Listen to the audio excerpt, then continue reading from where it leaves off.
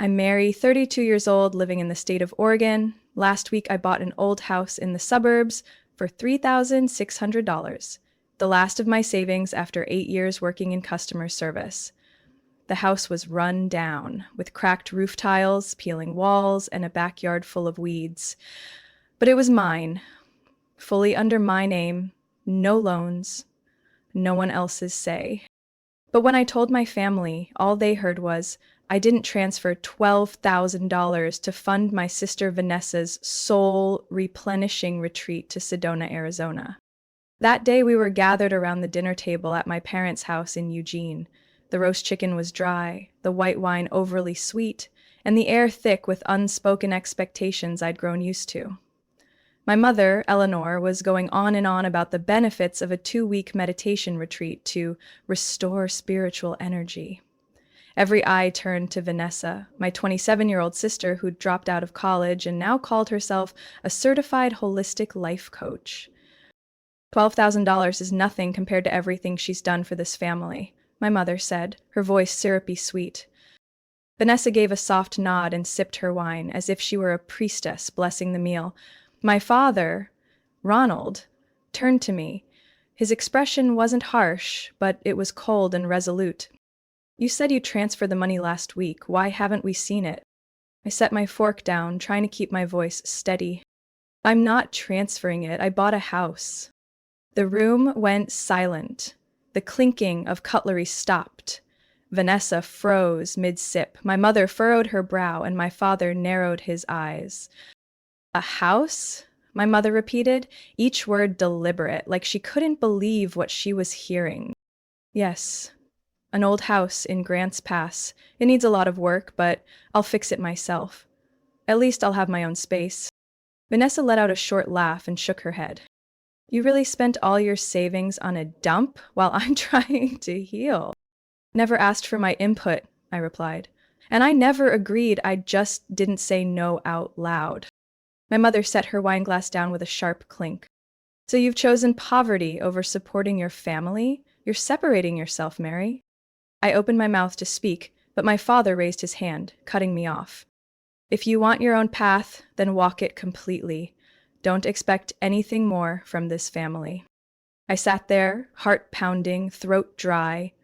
No one defended me, not a single why. No words of encouragement. The next morning, I woke up in my old rented apartment to a notification, removed from the family group chat. Easter, the only time we ever truly gathered, was canceled due to missing key participants. A message from my mother followed. It was brief, emotionless. Don't come anymore. Stay well. I sat silently in my car, parked in front of my new house. Rain drizzled down the windshield. I didn't feel victorious, but I didn't feel regret either, just an ache in my chest, like I had walked out of a family play in which I was never meant to have a leading role. I popped open the trunk, pulled out my old fold-up chair, the same one I used during work breaks in the company parking lot, and set it down on the gravel in front of the house. I sat, facing the chipped front door. They called my decision reckless, but in that moment I knew I was finally starting to live, for real, even if it was in the middle of a wreck. I sat motionless on the cold folding chair. The rain had stopped, but the ground was still soaked. The house in front of me looked more like a challenge than a reward. Streaked walls, dusty windows, and a crooked breaker panel as if someone had tried to take it apart and given up. But at least this time, it belonged to me. A breeze passed, making me pull my thin coat tighter, my hand instinctively gripping the chair's handle. Then, like someone had suddenly hit play on an old film reel, memories rushed in. Not of the most recent time I'd been pushed aside, but of all the times before it, back when I still tried not to see it.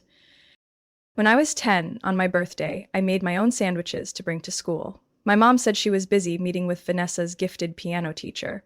While other kids got balloons, lollipops, and ribbon-wrapped gifts from their parents, I sat alone at the end of the table, chewing a dry sandwich with no mayonnaise. No one at home asked me how the day went. Vanessa's birthday was 3 weeks after mine. That year, Dad rented an ice cream truck, hired a clown, and strung paper lanterns from the porch to the backyard. I still remember Vanessa in a lavender dress, dancing under small fireworks, while I, on Mom's request, held the camera to capture her special moment. Another year, I won first place in a district essay competition about one thing I regret. I printed it and left it on the kitchen counter, hoping someone would notice. By evening, it was soaked from Mom's cold drink, and she never read it. Vanessa, meanwhile, was preparing for a small statewide speech contest, though it was just a local high school club selection. I used to think it was forgetfulness. Maybe they were tired. Maybe I wasn't impressive enough.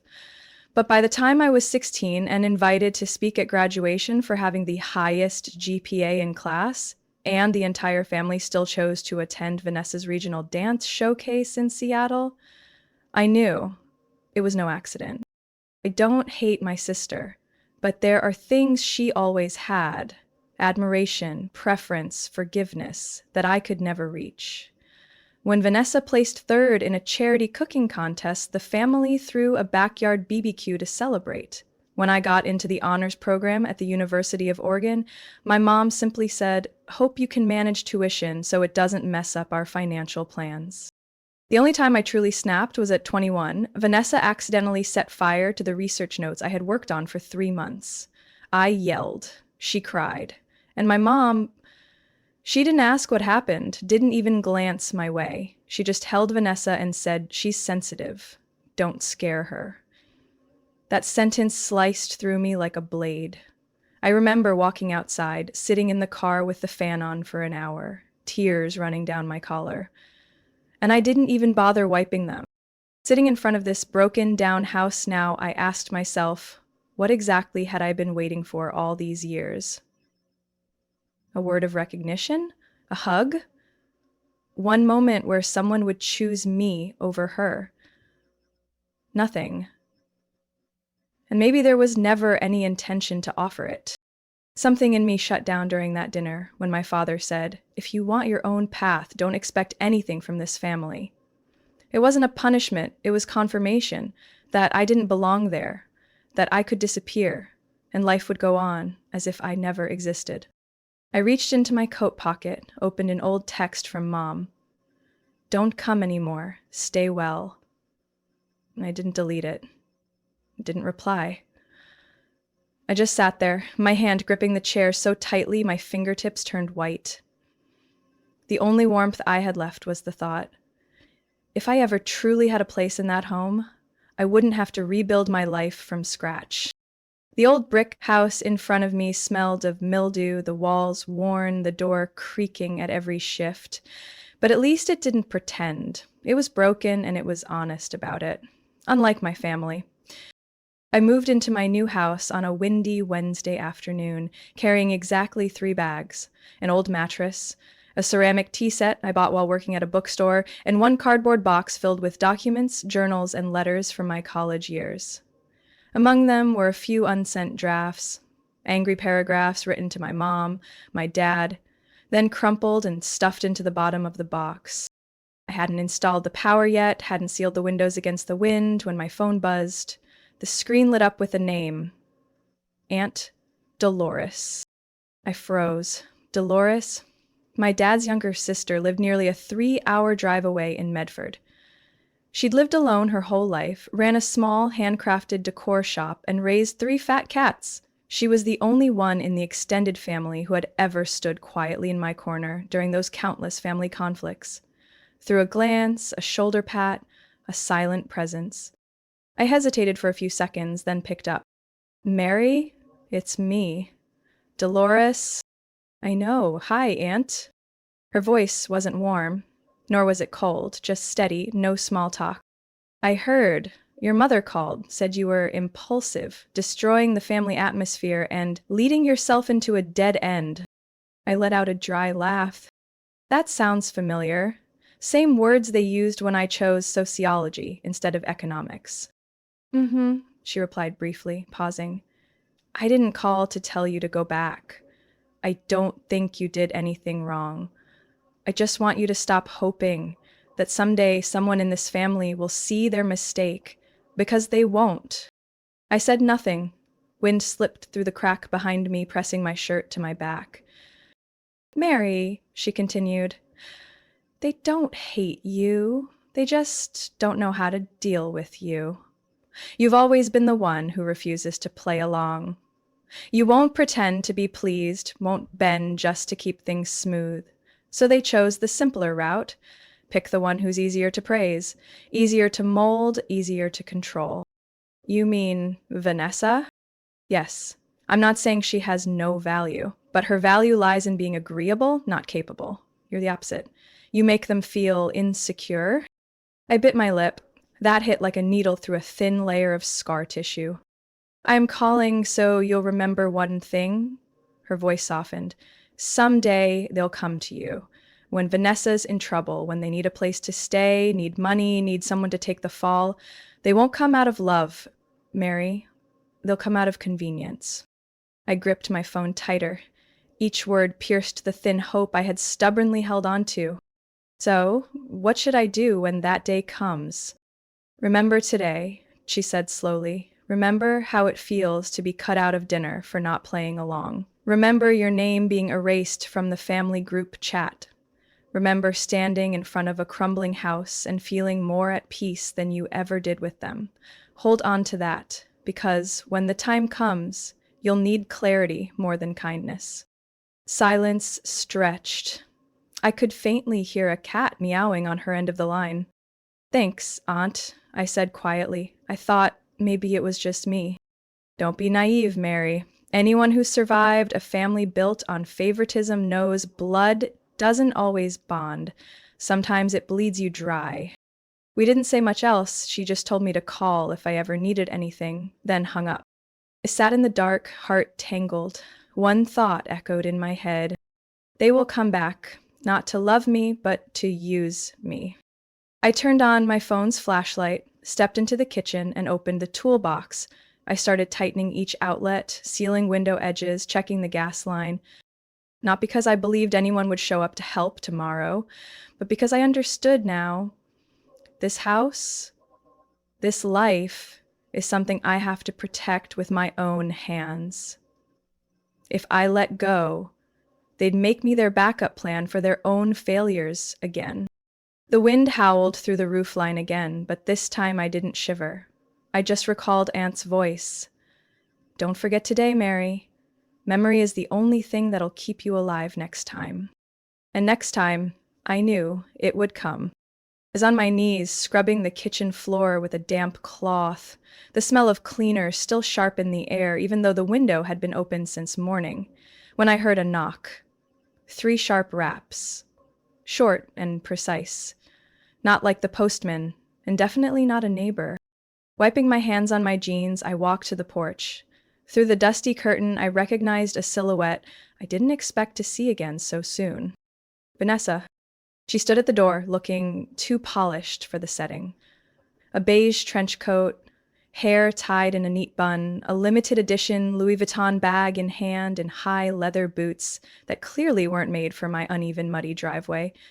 Her face wore its usual soft smile, but her eyes flicked around sharply. "Mary!" she called, like she was greeting an old friend. "I finally found you. I figured it out after doing a bit of Instagram searching." I said nothing. I nudged the door open slightly, my silent way of allowing her in. If it had been the old me, I would have shut her out immediately. But now, I needed to see what game she was playing. "You've really given this place character," Vanessa said as she looked around the modest but clean space. She walked in like she belonged, set her purse down on the wooden chair, took off her coat, and then turned to me, her voice suddenly gentler. "Mary, I'm in a bit of trouble. It's about the spa." I folded my arms and leaned on the doorframe. "Be specific." "A pipe burst. Flooded the whole ground floor. The repair guy says it'll take at least 3 or 4 days to fix." "I don't have anywhere to stay. I hate to impose, but you know I can't stay in a motel. The mildew smell will destroy my lungs. And I live with mold every day." Vanessa gave an awkward smile, not denying it, just lowering her head as if guilty. I sighed. A part of me wanted to slam the door in her face, but Aunt Dolores' warning echoed in my mind. Don't forget this feeling. They'll come back, not out of love, but because they need something. You can stay for tonight only, I said firmly. No guests, no filming, don't touch anything. Vanessa raised her hand like taking an oath. I promise. But I knew her promises were like gift wrap, shiny on the outside, hollow inside. I set her up on the long couch in the living room with a thin blanket and an old pillow. She didn't look pleased, but forced a grateful smile. I went to bed early, but couldn't sleep. Around midnight, I heard faint footsteps, followed by soft clicking sounds. I tiptoed out, keeping the lights off. From the hallway corner, I saw the flicker of her phone's flash bouncing off the kitchen walls. Vanessa was live streaming. This is where my sister lives, she whispered into the camera, her tone soaked in sympathy. The phone camera panned over the modest kitchen, the chipped walls I hadn't had time to paint. A strong woman surviving family trauma. She doesn't want anyone to know she's struggling, but I'm here to share that with you. I froze. My throat burned. The stream was live, not just a recording, and heart icons and comments poured in. Thanks for sharing. You're such a kind sister. She's lucky to have you. She didn't mention being cut off by the family, how they offered her money while I was kicked from the dinner table for keeping my savings. She was rewriting the story, casting me as the wounded bird and herself as the savior. I stepped forward, voice like ice. Turn it off. Vanessa startled, instinctively pulling the phone behind her back. I was just trying to help, sharing your story so people can relate, maybe even donate if needed. You're turning me into content, and you promised you wouldn't film. Her face tightened for a second, then relaxed as she slipped back into her sweet persona. I'm only doing it for you. People will understand better if they see it. Turn it off now, or get out within the next 5 minutes. Vanessa stood still for a moment, then dropped her gaze. She turned off the stream, detached the little ring light from the tripod, and unplugged her charger. She didn't say a word, but I saw it in her eyes. It wasn't regret. It was strategy. I didn't sleep the rest of the night. I sat in the cold kitchen next to the unlit gas stove, sipping lukewarm tea, and thought I had let a wolf in just because she wore a nightgown.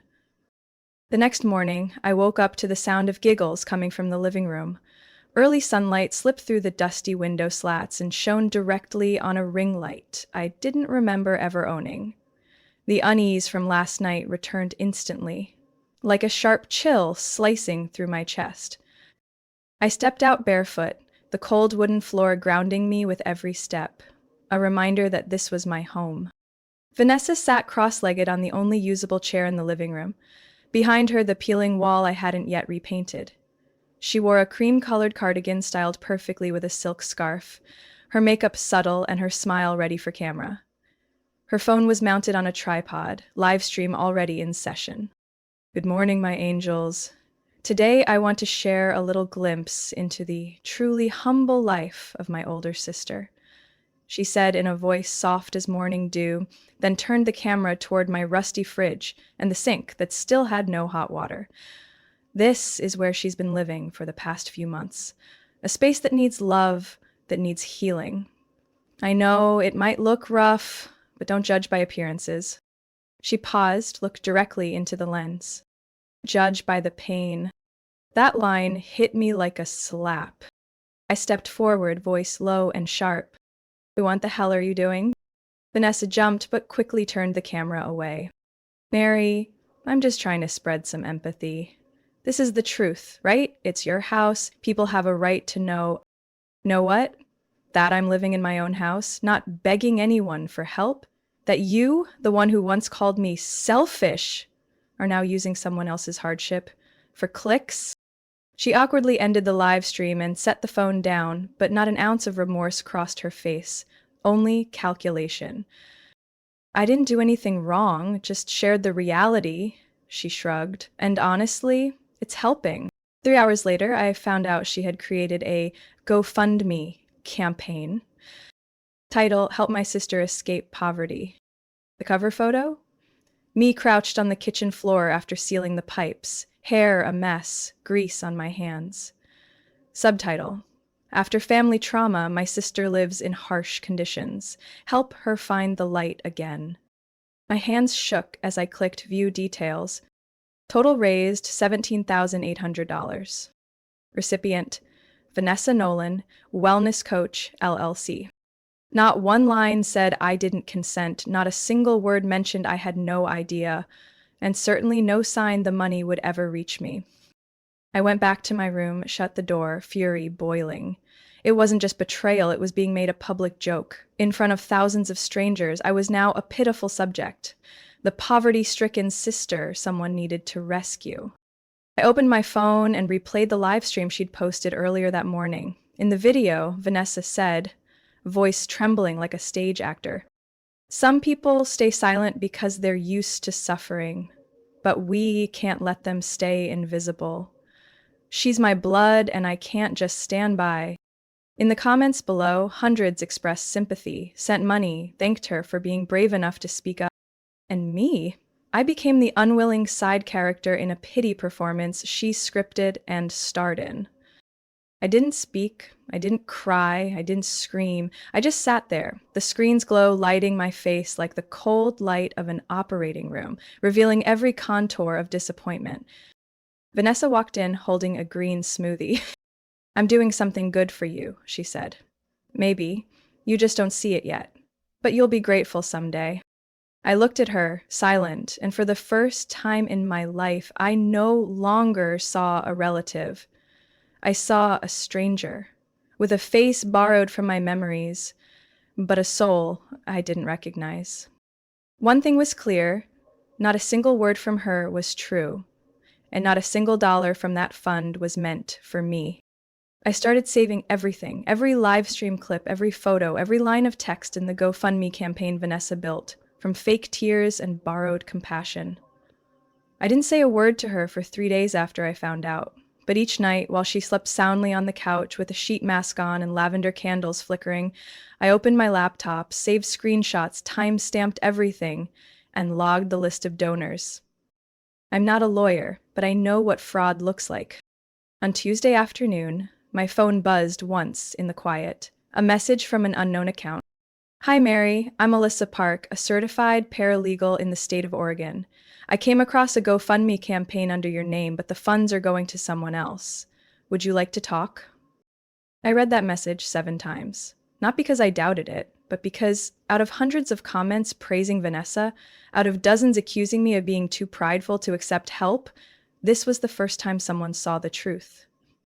I replied with one word: "Yeah." Alyssa responded almost instantly. She asked me to send all the evidence I'd gathered, screenshots of live streams, the campaign's update history, the donation logs, and of course the clip where Vanessa called my kitchen a relic of the economic crisis era, before giggling. 1 day later, we met via Zoom. Alyssa wasn't much older than me, but she carried herself with confident professionalism. After a few minutes of talking, I knew I could trust her. "Mary," she said, "I've reviewed everything. If you're ready, we'll send a cease and desist, an official notice to immediately stop the exploitation of your image, identity, and financial fraud. If she ignores it, we can escalate to a civil lawsuit. There may even be grounds for criminal misrepresentation in soliciting community funds." I nodded. I want to do this the right way. No live streams, no call-outs. I just want her to never use my name for profit again. Alyssa smiled. "Then let's get started." We planned carefully.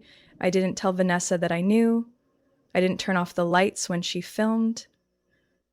I didn't stop her from calling fans and lamenting that my sister is showing signs of depression and refusing to communicate. She had no idea I had recorded that too.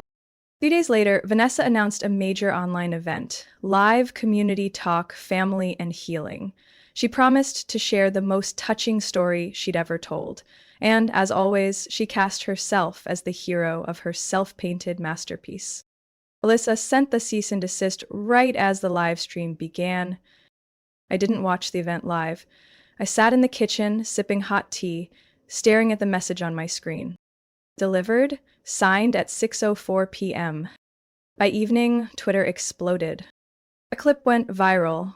Vanessa was mid-speech when someone from backstage handed her a thick envelope. She tried to maintain composure, but I knew that flicker in her eyes all too well.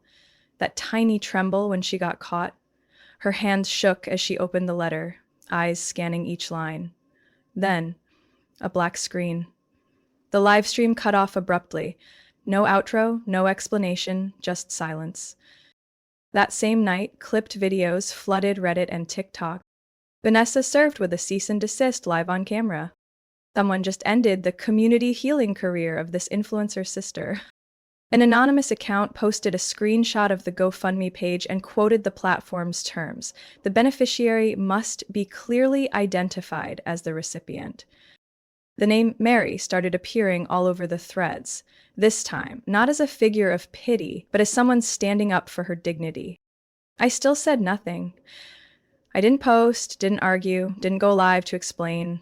I just quietly did something Vanessa never could. Let the truth speak for itself. The next day, I received an email from GoFundMe's legal department. They asked if I had consented to the campaign Vanessa created. I replied with 3 words. Absolutely not. Attached was a compressed PDF file containing 23 pieces of evidence I had compiled. Each image, each clip, each comment Vanessa had ever left. I closed my laptop, exhaled slowly. The battle wasn't over. But for the first time in many years, I didn't feel like a passive bystander in someone else's narrative. On Friday night, I stood in front of the mirror, adjusting the navy dress that fell just below my knees. It wasn't expensive, but the cut was neat and respectful. Around my neck hung a slightly scratched silver necklace, the only gift my mother had given me after high school, along with the words, "Don't let anyone see you as less than them, not even by an inch." Back then, I thought she was teaching me confidence. Now I realize she just didn't want me to embarrass the family. I left the house at 6 o'clock and drove to the Riverlight Convention Center, where Vanessa's Healing Forward gala was being held. I didn't have an invitation, but I knew I wouldn't need one. Alyssa had arranged everything, and this time the truth would take the stage on its own. The banquet hall was dazzling, warm golden lights, banners with Vanessa's radiant smile beneath the words healing, giving, community. She stood near the entrance, shaking hands and beaming at guests dressed like they'd stepped out of a magazine. Cameras flashed nonstop, and behind-the-scenes TikTok clips were already being posted. I slipped in quietly, unnoticed. I chose a table near a corner column, out of sight but with a clear view of the stage. About 45 minutes later, the main program began. Vanessa stepped up to the podium, wearing a beige satin dress that hugged her frame just right. Under the spotlight, her face looked almost unreal.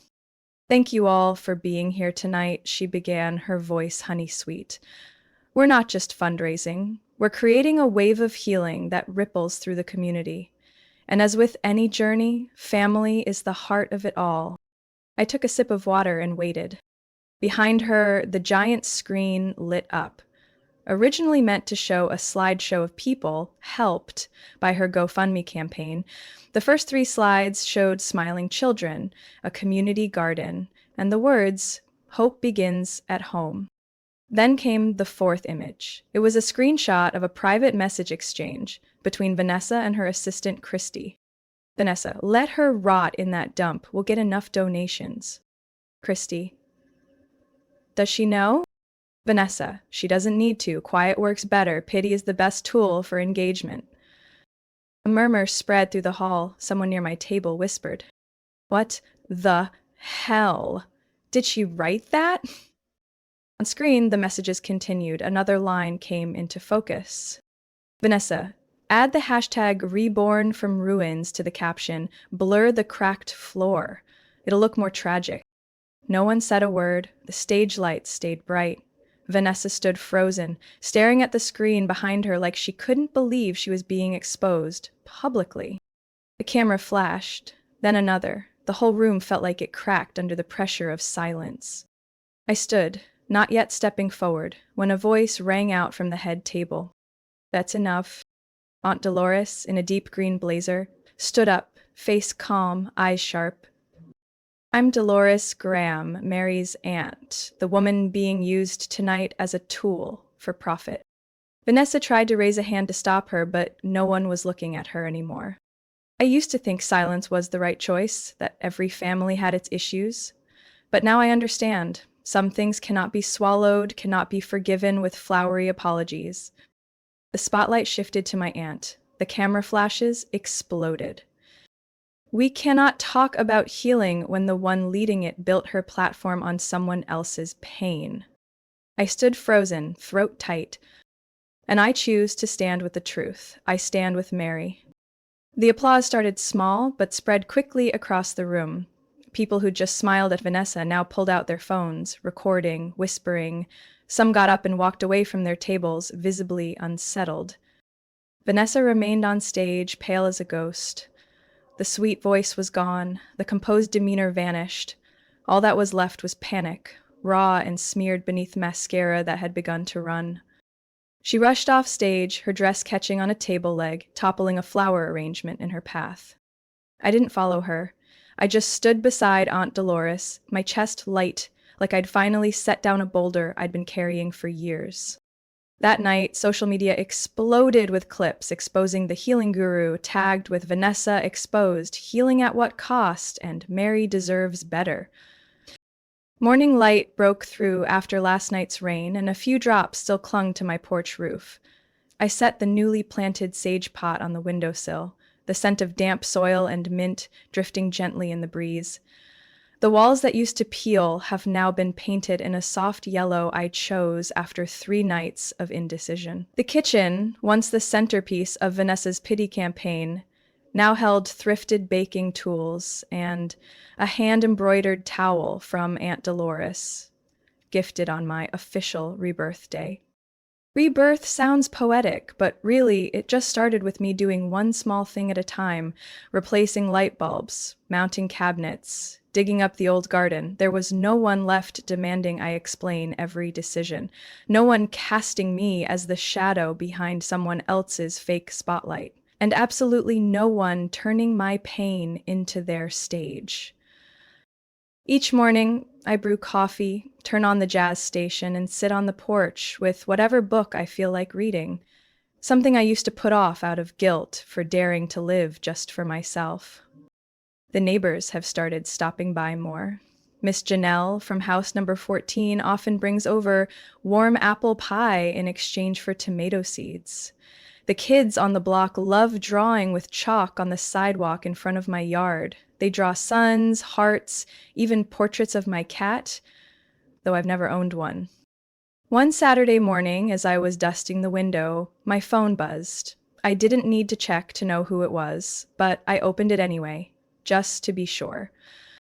Vanessa, sis, I know things have gone too far, but now I don't have a place to stay. They canceled my lease, and I need time to get back on my feet.